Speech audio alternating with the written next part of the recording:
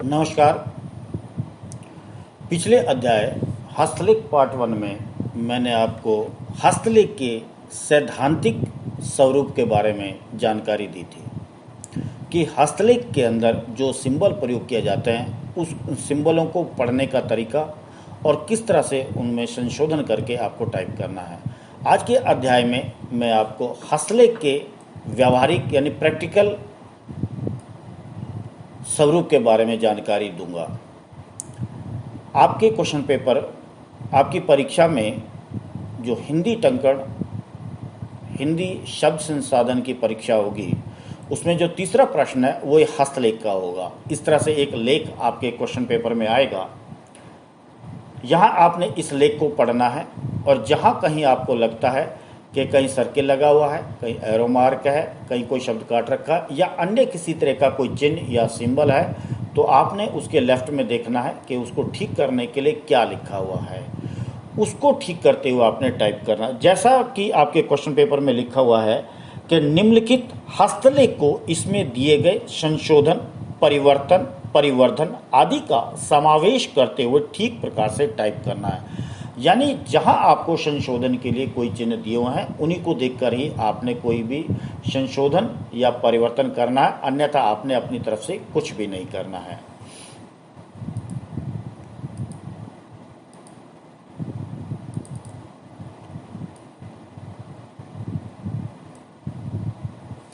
सबसे पहले शीर्षक होगा। शीर्षक के लिए दो तरह के सिंबल हो सकते हैं, जैसा कि पिछले अध्याय में भी मैंने बताया है। या तो सेंटर लिखा हो सकता है या सेंटर स्पेस्ड हेडिंग। यदि सेंटर लिखा होता है तो आपने सेंटर में लिखना है अनुशासन। इसके फ़ॉन्ट साइज़ को मैं ये 20 कर देता हूँ ताकि आप लोग को सही ढंग से दिखाई दे सके। अनुशासन, अनुशा और ये सन, ठीक है। यदि लिखा होगा सेंटर, अब लिखा है सेंटर स्पेस्ड हेडिंग, इसका मतलब है कि आपने शीर्षक को लाइन के बीचों बीच लिखते हुए स्पेस देना है। स्पेस किस तरह से देना है? अक्षरों के बीच में एक स्पेस, शब्दों के बीच में 3 स्पेस, आधे अक्षर और मात्राओं में कोई स्पेस नहीं आएगा। जहां आधे अक्षर और मात्राएं आएंगी वो अपने साथ के व्यंजन के साथ ही आएंगी, उसमें किसी तरह का स्पेस नहीं आएगा। तो अनुशासन को किस प्रकार लिखना है? ए के बाद स्पेस, नू के बाद स्पेस, शा के बाद स्पेस, से के बाद स्पेस। इस तरह से आपने अक्षरों के बीच में एक एक स्पेस देना है। मान लिया यदि आपका ये शीर्षक 2 शब्दों का होता, तब आप 2 शब्दों के बीच में 3 स्पेस दिए जाएंगे। शीर्षक यदि आपके क्वेश्चन पेपर में अंडरलाइन है तो आपको अंडरलाइन करना है। यदि शीर्षक अंडरलाइन नहीं है तो आपको नहीं करना, क्योंकि हमारे क्वेश्चन पेपर में अंडरलाइन नहीं है तो आपने इसको अंडरलाइन नहीं करना है। शीर्षक के बाद आपको डबल एंटर प्रेस करना है, एक एंटर प्रेस, ये डबल एंटर प्रेस। और डबल एंटर प्रेस करने के बाद आपने जस्टिफाइड मार्जिन रखना है और टैब से पैराग्राफ बनाकर टाइप करना है। मैंने पहले भी बताया आपको टेक्स्ट को पढ़ना है। जहां आपको कोई एरो मार्क लगता है या कोई शब्द काट रखा है तो आपने वहां रुक जाना है और उसके लिए देखना है कि लेफ्ट में उसके संशोधन के लिए क्या चिन्ह दिए हुए हैं या उसके लिए संशोधन के लिए क्या लिखा गया है, तो आपने उसके अनुसार ही लिखना है। जैसे अनुशासन है, या एरो मार्क है, यहाँ लिखा हुआ है बनाए, तो इसका मतलब यहाँ बनाया जाएगा। रखना प्रशिक्षार्थी का परम, परम काट रखा है, बाहर लिखा हुआ स्टेट, तो इसका मतलब स्टेट मीन्स होता है कटा हुआ शब्द, ठीक है, आपको टाइप करना है तो ये परम टाइप किया जाएगा। परम कर्तव्य होता है। ये एक एरो मार्क है, बाहर लिखा हुआ है विराम, तो यहाँ विराम आ जाएगा।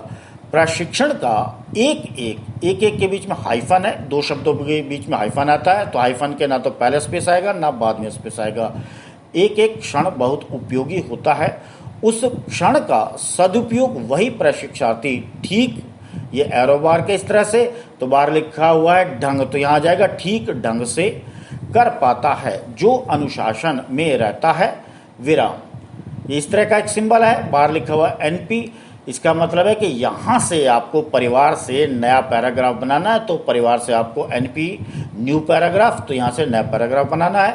परिवार में माता पिता हाइफन है तो यहाँ हाइफन प्रयोग करना है, पहले भी स्पेस नहीं आएगा, बाद में नहीं आएगा। माता पिता तथा अन्य गुरुजनों की आज्ञा मानना अनुशासन को, काट रखा है, बाहर लिखा है का, तो इसका मतलब हो जाएगा अनुशासन का पहला सोपान है, विराम। स्कूल, ये स्लैश आ गई तो बाहर लिखा है कॉमा, तो यहाँ जाएगा स्कूल के बाद कॉमा, स्कूल कॉमा कॉलेज तथा अन्य शैक्षणिक संस्थाओं में अध्यापक अथवा प्रशिक्षक का कहना मानना, ये एरो मार्क है, बाहर लिखा है कॉमा, तो यहाँ कॉमा आ जाएगा। पढ़ाई की ओर, पूरा पूरा काट रखा है, 12D, इसका मतलब ये D इसको डिलीट कर देना है, अशुद्ध शब्द है, टाइप नहीं करना, तो पूरा टाइप नहीं किया जाएगा। ये हो जाएगा मानना कॉमा पढ़ाई की ओर ध्यान देना और शिक्षण संस्थान में दी जाने वाली शिक्षा को ध्यान से ग्रहण करना प्रशिक्षार्थी के लिए आवश्यक है। ये आवश्यक है, ये एक एरो मार्क है, ठीक है, ये स्लैश दिया हुआ है, तो यहाँ लिखा हुआ है विराम, तो यह है के बाद विराम आ जाएगा। यही अनुशासन है, विराम। जहाँ आपका टेक्स्ट खत्म हो जाता है वहाँ आपको डबल एंटर प्रेस करना है और उसके बाद आपको टेल पीस टाइप करना है। जैसा आपके क्वेश्चन पेपर में टेल पीस है आपको वैसा ही टाइप करना है। तो अब इसको टाइप करते हुए देखते हैं। अनुशासन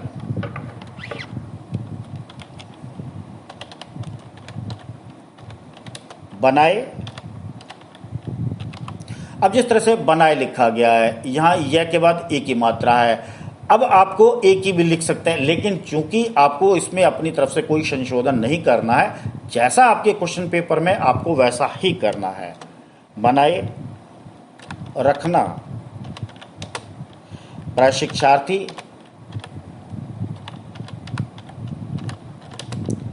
का परम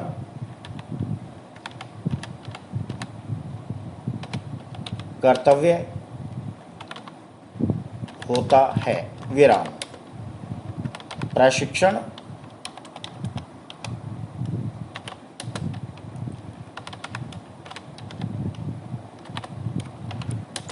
का एक एक हाइफन, एक एक क्षण बहुत उपयोगी होता है।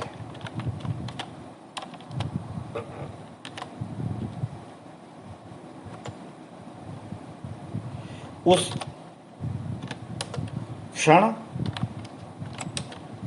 का सदुपयोग वही प्रशिक्षार्थी ठीक ढंग से कर पाता है जो अनुशासन में रहता है। यहाँ से न्यू पैराग्राफ आ जाएगा। 2 पैराग्राफ में आपको डबल एंटर प्रेस करने की जरूरत नहीं। यदि आप सिंगल एंटर प्रेस करते हैं या डबल एंटर प्रेस करते हैं, इसकी कोई गलती आपकी काउंट नहीं की जाएगी। परिवार में माता पिता तथा अन्य गुरुजनों की आज्ञा मानना अनुशासन का पहला सोपान है। स्कूल कॉमा कॉलेज तथा अन्य शैक्षणिक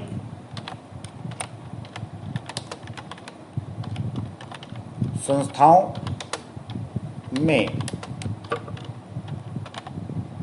अध्यापक अथवा प्रशिक्षक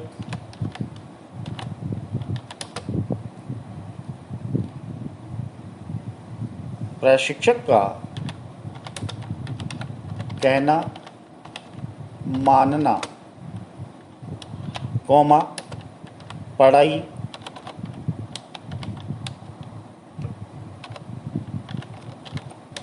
की ओर ध्यान, पूरा कट जाएगा इसमें, पढ़ाई की ओर ध्यान देना और शिक्षण संस्थान में दी जाने वाली शिक्षा को ध्यान से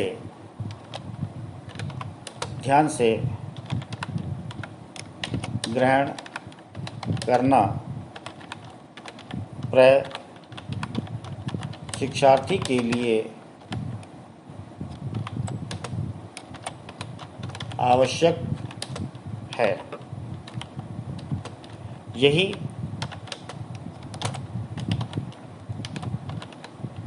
अनुशासन है। डबल एंटर प्रेस करेंगे, सेंट्रलाइज, जैसा टेल पीस आपके क्वेश्चन पेपर में वैसा ही करना है। 5 डैश 1 2 3 4 5 स्पेस 0 स्पेस 1 2 3 4 5। ठीक, इसके अलावा यदि आपके पास सिंगल लाइन आती है तो 1 2 3 4 5 6 7 8 9 10 11 या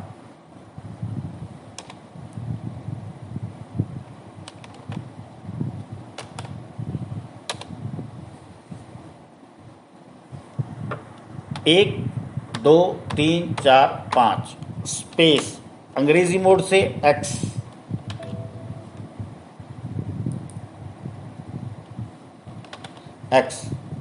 फिर हिंदी मोड में आ जाएंगे, स्पेस देंगे 1 2 3 4 5। पिछले अध्याय में भी मैंने बताया था कि जैसे ही टेल पीस आपके क्वेश्चन पेपर में है वैसी ही बनानी है। तो ये आपको 3 नमूने बताए थे।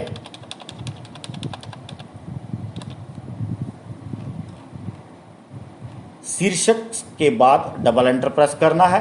शीर्षक जहां आपका टेक्स्ट खत्म होता है, टेल पीस से पहले भी डबल एंटर प्रेस करना है। शीर्षक में यदि सेंटर स्पेस्ड हेडिंग लिखा होता है तो शीर्षक के बीच में स्पेस देना है। वहाँ स्पेस, अक्षरों के बीच में 1 स्पेस, शब्दों के बीच में 3 स्पेस, आधे अक्षर और मात्राएं जिसके साथ है वहाँ लिखी जाएगी, वहाँ कोई स्पेस नहीं आएगा। शीर्षक यदि अंडरलाइन है तो करना है, नहीं तो नहीं करना। शीर्षक के बाद आपको डबल एंटर प्रेस करना है। जब आप इस पूरे टेक्स्ट को टाइप कर लेते हैं उसके बाद आपने पूरे टेक्स्ट को सेलेक्ट करना है